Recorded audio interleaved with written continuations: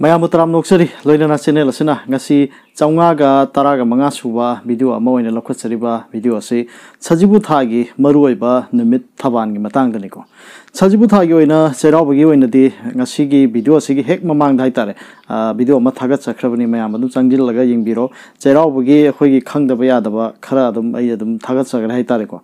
Adu Matum Tarpoina, Nasi, I have not Tagat Saribasina, Sajibu Tayora Abanina, Sajibu Tagioina, Hogi Saikaba, Sahidaba. Silhaidaba, Tanaba, Mamma Chakpa, Aduga Makea, Mahitare, a Kogi Takadingo in a Hana Bidu, Ma Sang and some Tagasarpo, Aduga, Marilyn and Habitare, Sajibutai or Abanina, Sajibutai, when Kangdia Daba, Taban, Gimatang Hitare, Aduga Makalo Kotsage, Mayam Taminas Haidana Hizeri.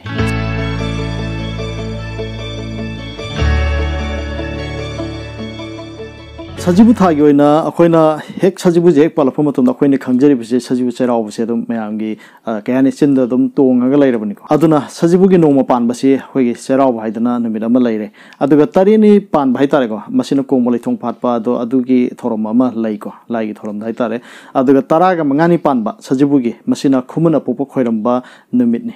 Masini, Aduga, Loina Haiba, Sajibuta, Sida, Hogi Saikaba Habitaragati, Masi Isam Samna, Queen Kangarabada, Afabunumit Amani, Sajibuta.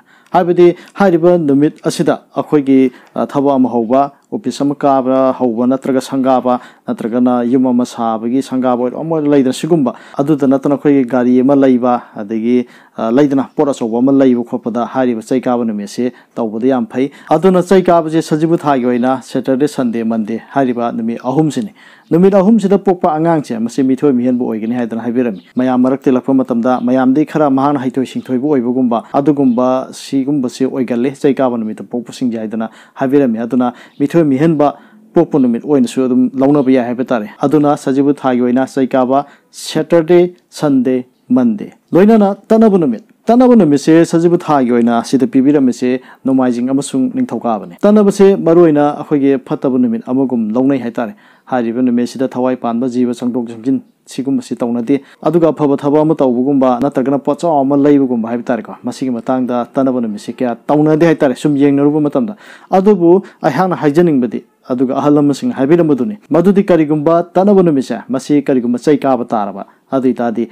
Tanabigi Pataba dos, Natraga Pataba foldo, Adu Koi had an Habiramil. Adun Handak Tagi, Habidi, Sajibu Tagoina, Tanabonumil, Nomizing Amasuning Tokabaza, Masi, Saikaba the Loichale, Habidi, Saikaba the Piramido, Tang and Nomizing in Tokabani, Aduna, Nomizing Tokabase, Masi, Tanabatarasu, Masigi, Pataba dose, Masi Kokani Habitare, so mine Habiram Hatare, Masi Larika Dum Yarugalabini, Adungi Matungina Ayanasu, Tamzar when Haitan Hizeri. Matangisina, Magmai Chakpa. Mangmai Chakpa Tavan Simasi, Adum Pataba Tavana, Mani Haidana, Lone Habitare, Habidam Luba Tavana, Manina, Masigi Numit, Tavana Sida, Anga Ampo, Anga, the Ture Irecheli, Hadigi, Masinga, Pataba Kotaba Ladana, Adugum Oigali, Karigumba, Pogasu Hariba, Angansia, Quigi, Hingandiga and Habiramba, Hingagana, Quigi, Hinchai, Boigalika and Habiram Baitare, Adugumba Malayko, Mangmai Chakpuse, Adu Hariba, Mangmai Chakpa, Sida, Quigi. Afaba Tabuxika, Tauna, the Hitari, some Narvata. Aduna Mangmai Chakpa, Sajibutagi, Taruni Panbaga, Kungamatwini Panbaga, Hariba, Tavan, Anise, Mangmai Chakpa Tavani. Matangasina, Tasi Maike. Tasi Maike, Maruina, when she the Launari Visina, Tasi Maike, Oba Mapamzida, Yarik Nabasat Haiti, Haidan Hibirame. Hibidi Sajibutagi, Ahogi, Tasi Maike, Sinkai Hariba Maike, Tasi Maike.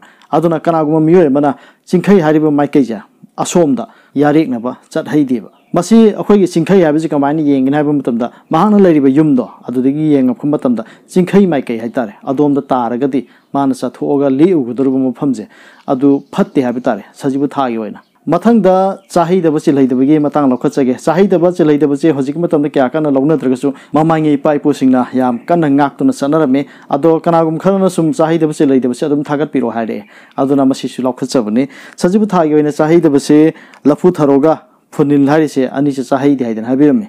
Aduga Chilhaidabada, Langmaton Chilhaidi Haiden Habiramico. Asum the Quigi Sahida Bomusung Chilada was in Gana Tambirimi Bisa, Masi, Karigumba Saraba, Natragana Luragadi, Madugi Folloina, Habirami Basi, Punging Wai, Pangalamudi Kuchu Mai Haiden Habiramico.